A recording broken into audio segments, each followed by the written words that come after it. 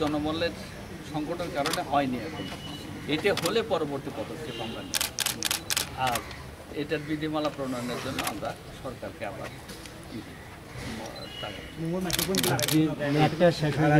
সংযুক্ত ব্যক্তিরা আহ্বান যেটা শেষ হয়ে গেছে, মেয়াদ দেওয়া হয়েছিল, এরপরে যদি কেউ করতে চায়, আবেদন করতে চায়, এটা নেওয়ার আবার পুনরায় তাদের দরখাস্ত করতে পারবে। এটা আমরা গ্রহণ করব। নির্দিষ্ট কোনো মেয়াদ দেওয়া না, নির্দিষ্ট মেয়াদ দেওয়া, যে কোনো সংযুক্ত ব্যক্তি আবেদন করতে পারে। আপাতত নাই। আপাতত সর্বশেষ কতগুলো জমা পড়েছে স্যার, এবং কোন ডিস্ট্রিক্ট থেকে বেশি পড়েছে এই ধরনের কোনো তথ্য আছে? পড়েছে খাগড়াছড়ি থেকে বেশি, প্রায় কাছাকাছি, রাঙামাটি প্রায় কাছাকাছি।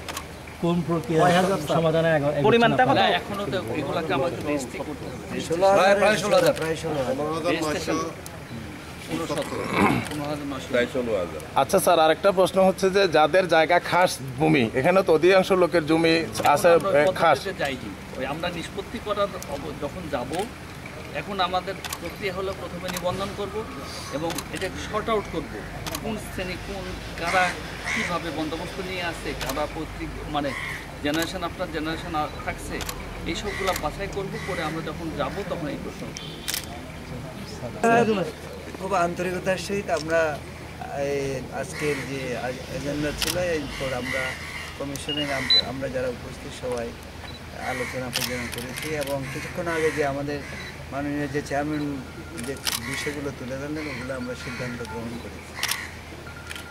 স্যার, এই যে কার্যক্রম হচ্ছে এর মধ্যে আসলে কতটুকু প্রোগ্রেস তো হচ্ছে। এই যে আমরা আজকে যে বসলাম, অনেক বিষয় নিয়ে কথাবার্তা বললাম এবং যে প্রাপ্ত আবেদনের উপরও আমরা আলোচনা করেছি।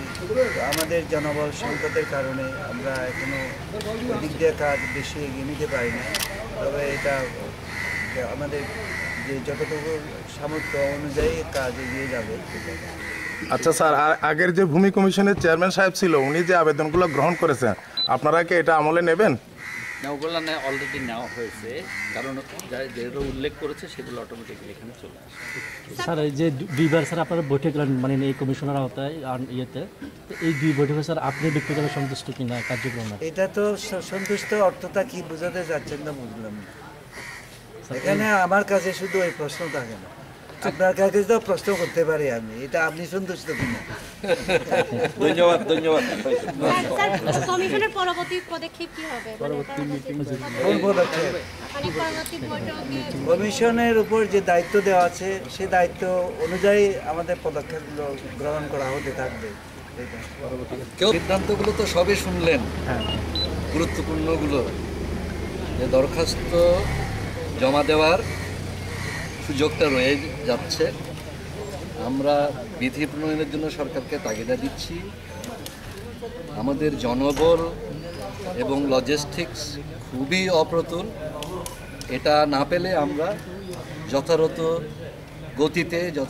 গতিতে আমরা এগোতে পারবো না। তো সেটার জন্য সরকারকে আমরা তাগিদা দিচ্ছি, কারণ এই এতগুলো ধরনের দরখাস্ত, যেখানে বিভিন্ন ধরনের প্রতিপক্ষ, বিভিন্ন ধরনের জমির জন্য কোনোখানে হয়তো সাইট ভিজিট লাগতে পারে, মাপঝোঁক লাগতে পারে, শুনানি গ্রহণ লাগবে। তো সেগুলো যাতে আমরা, এই তথ্যগুলো যাতে আমাদের সচিবালয় যথাযথভাবে বিন্যস্ত করতে পারে, ডেটা তথ্য জানাতে পারে, তাহলে স্ব সার্কেলের প্রধানরা, রাজারা, আমরা স্ব জেলার চেয়ারম্যানরা, তারা তাদের সুচিন্তিত মতামত দিতে পারেন যে তাদের এলাকার কোন বিরোধগুলো কিভাবে নিষ্পত্তি করা যাবে, কোনটা আগে শুনানি করা যায়, কত সময় লাগতে পারে, এসব বিষয় আছে। যে আবারও আমি জোর দিচ্ছি যে আমাদের জনবলটা এবং লজিস্টিক্স প্রয়োজন। শেষ প্রশ্ন স্যার, একটা যে একটু আতঙ্কিত হওয়ার মানে যারা অবরোধ হচ্ছে, হরতাল হচ্ছে, মানে কেউ একপক্ষ করছে ভয়ে, এই বিষয়টাকে আপনারা কীভাবে দেখেন? তাদের প্রতি কোনো বার্তা আছে কিনা? এখানে তো ভয়ের কিছু নেই। এ আইন রীতি ও পদ্ধতি অনুসারে হবে। একজন মাননীয় বিচারপতি আমাদের প্রধান আছেন, এখানে সরকারি কর্মকর্তা আছে, আমরা পদাধিকার বলে জেলা পরিষদের চেয়ারম্যানও চিফরা আছি। আইনের বাইরে তো আমরা যাব না, এটা আইনানুগভাবে হবে। কারো প্রতি জাতি, ধর্ম, বর্ণ, জন্মস্থান, লিঙ্গ নির্বিশেষে বৈষম্য করা হবে না।